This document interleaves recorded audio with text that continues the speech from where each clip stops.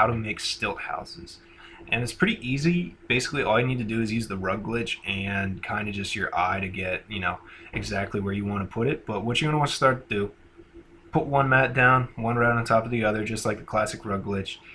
For this one, I use the totems just because, I don't know, I think they look the best, at least as far as aesthetics for like Hangman, it looks the best. You can use the Raider poles, you can use milk vending machines, you can use the Nuka-Cola ones, you can even use like the bureau and all the other bigger objects of the containers themselves, but really it's up to you. And you just want to place that down for a reference point. After that, you're going to want to use one of the concrete foundations, at least here in Hangman's, or most other ones anyway, just because, again, you're just trying to get the level. And since if you actually remove the mats, the totem or whatever you use is going to drop a bit, this is where you're using it just to kind of get your level right. So basically move the stairs away just so that you can actually move that concrete foundation block up or down, whichever you need to. Place it back, place the shack floor up there, see how it drops, and again, ended up being perfect for me right there. I wanted a little bit of the totem sticking through, not like a lot, just because it would actually impede like, walking up top in the shack there.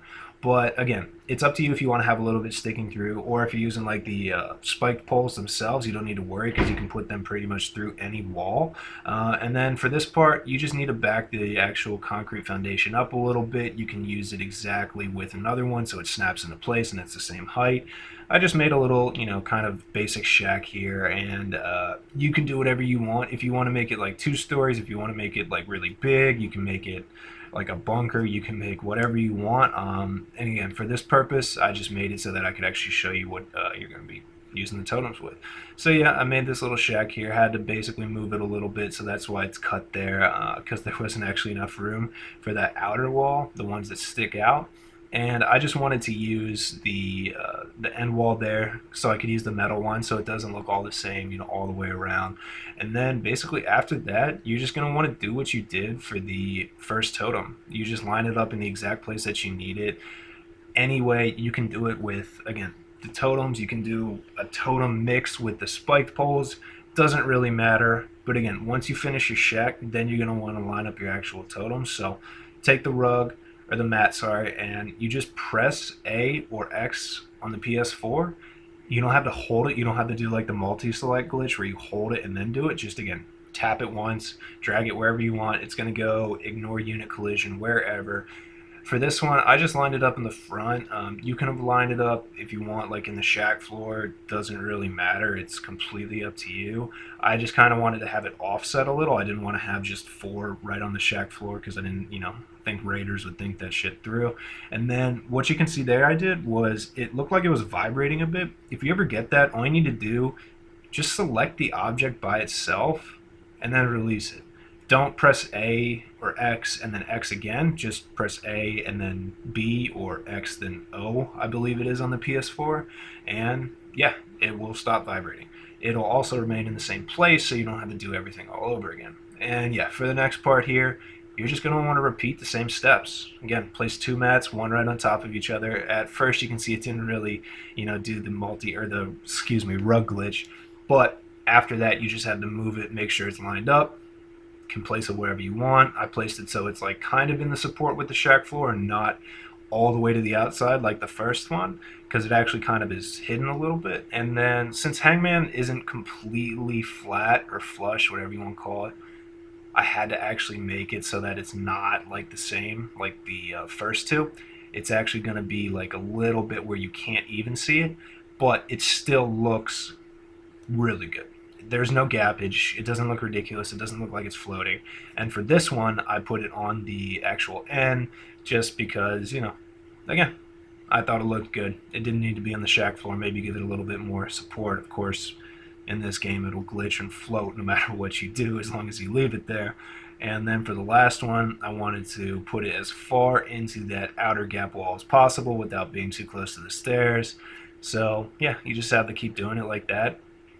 I thought that was good. Removed it, picked it up, released it so it didn't shake. And yeah, as you can see, it doesn't actually go through the floor like the other ones do. But again, there's no gappage. It doesn't look like it's just floating or whatever. And so for this next part, what I ended up doing was wanting to make like a little of course, staircase so you can actually get up there. But for some reason, Hangman, there isn't actually a way to put like those larger stairs all the way into the ground. They only go like up above the ground. And what you can see me failing to do here for a couple tries is basically if you put one of the shack floors, like the one by ones, by itself off the concrete floor, and then you stand on top of it and drop it down, it'll drop down perfectly so that it's still a line. So then you can actually place one of the smaller stairs, just like I don't even know what they're called. I think they're just small stairs right up there. And this part here, I thought McCready was, impeding our process a little bit. So I tried to take the wall away so he could walk through, but he actually didn't end up doing that because he's an asshole.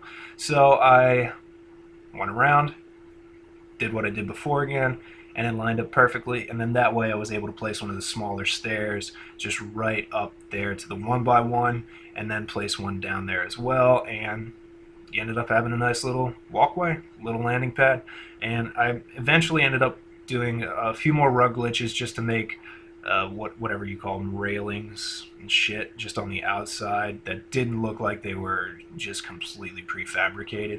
And right here, I just show you that you can do the exact same thing with the rug glitch again with the spiked poles.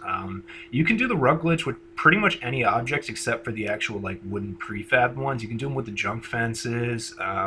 But again, for the stilt purpose here, you're going to want to make it actually look like stilts. So you're going to kind of only want to use either the totems, the spike poles themselves, or you can even make it off like the raider tents. But again, you probably have to do like 5 or 6 raider tents all pointing towards the same direction, maybe on like Spectacle Island where you can actually get them in like a big open field. But for right here, like the raider pole, you could have done it this way, but I like the meat totems or whatever they're called because they look pretty good. They look like they could actually support something, in real life, and they don't look like it's just floating objects. So it's up to you what you want to do. You can even use like the angled meat totem, so it's like kind of like pushing everything up together. You can use the smaller ones. You can use the 3-story ones. Roll your oyster. But you can see here the spike pole, excuse me, will actually go through some of the pieces of the existing wood. So yeah, you can do a lot of crazy shit with the rug glitch that I've been finding out recently, excuse me, from my grandmother there. But yeah, if you like the video, hit the like button, subscribe for more stuff like this. I'm going to be doing a lot more videos like this in the future, just showing you what you can do with all the glitches in Fallout 4. So alright, thanks everyone.